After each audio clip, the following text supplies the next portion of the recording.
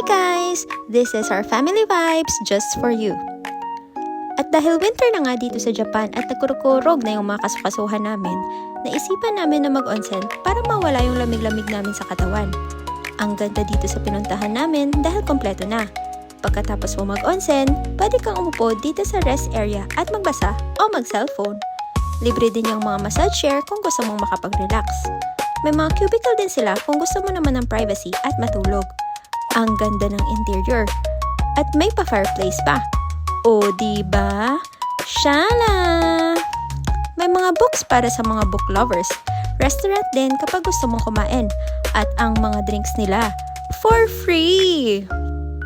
May play area para sa mga bata. At syempre, bago umuwi, pwede ka rin bumili ng mga pasalubong.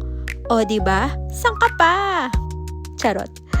Minsan din talaga maganda pumunta sa mga ganitong lugar. Yung makakapag-unwind at the same time, bonding na din kasama ng mga pamilya mo. At dahil nga sa pagod na dala ng trabaho, rest and self-care are so important. So huwag kayong maging madamot sa sarili nyo.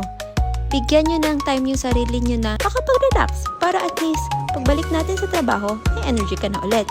So yun lang. Till next time, keep vibing!